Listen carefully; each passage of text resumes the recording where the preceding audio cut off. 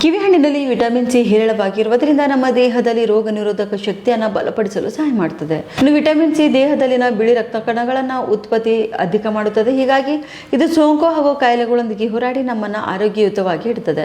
ನಿತ್ಯ ಮಲಗುವುದಕ್ಕೂ ಮೊದಲು ಒಂದು ಕಿವಿ ಹಣ್ಣು ತಿನ್ನುವುದರಿಂದ ಶೀತ ಜ್ವರದಂತಹಗಳನ್ನು ದೂರ ಮಾಡಬಹುದು. ಕಿವಿ ಹಣ್ಣಿನಲ್ಲಿ ಫೈಬರ್ ಅಂಶ ದೊಡ್ಡ ಮಟ್ಟದಲ್ಲಿ ಇರುತ್ತದೆ. ಇದು ಜೀರ್ಣಕ್ರಿಯೆಗೆ ಎಷ್ಟು ಅನುಕೂಲವಾಗುತ್ತದೆ. ಇನ್ನು ಕಿವಿ ಹಣ್ಣಿನಲ್ಲಿರುವಂತಹ ಆಕ್ಟಿನಿಡಿನ್ ಎಂಜೈಮ್ ಪ್ರೋಟೀನ್ ದೇಹದಲ್ಲಿ ಆಹಾರ ಜೀರ್ಣವಾಗಲು ಸಹಾಯ ಮಾಡುತ್ತದೆ. ಜೊತೆಗೆ ಹೊಟ್ಟೆ ಸಮಸ್ಯೆಗಳನ್ನು ಕೂಡ ದೂರ ಮಾಡುತ್ತದೆ. ಇನ್ನು ಈ ಹಣ್ಣಿನಲ್ಲಿ ಪೊಟ್ಯಾಷಿಯಂ ರಕ್ತದೊತ್ತಡವನ್ನು ನಿಯಂತ್ರಣದಲ್ಲಿಡಲು ಸಹಕಾರಿಯಾಗುತ್ತದೆ.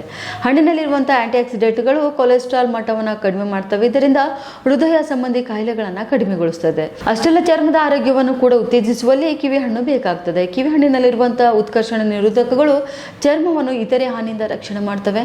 ನಮ್ಮಲ್ಲಿ ಯೌವನಯುತ ಚರ್ಮವನ್ನು ಕಾಪಾಡಿಕೊಳ್ಳಬಹುದು. ಇನ್ನು ಗರ್ಭಿಣಿ ಸಮಯದಲ್ಲಿ ಮಹಿಳೆಯರು ಈ ಹಣ್ಣನ್ನು ತಿನ್ನುವುದು ಆರೋಗ್ಯಕ್ಕೆ ಒಳ್ಳೆಯದಾಗಿದೆ. ಇದು ಫೋಲೇಟ್ ಹೊಂದಿರುತ್ತದೆ. ಇದು ಗರ್ಭಾವಸ್ಥೆಯಲ್ಲಿ ಮಗುವಿನ ಬೆಳವಣಿಗೆಗೆ ಮುಖ್ಯವಾಗಿದೆ. ಕಿವಿ ಹಣ್ಣನ್ನು ಹಾಗೆ ತಿನ್ನಬಹುದು ಅಥವಾ ಸಲಾಡ್ಗಳು, ಸಿಹಿ ತಿಂಡಿಗಳು ಹಾಗೂ ಜ್ಯೂಸ್ ಮಾಡಿ ನೀವು ಸೇವಿಸಬಹುದು. ಉತ್ತರ ಕರ್ನಾಟಕ ನ್ಯೂಸ್, ಇದು ಕನ್ನಡದ ಉಸಿರು.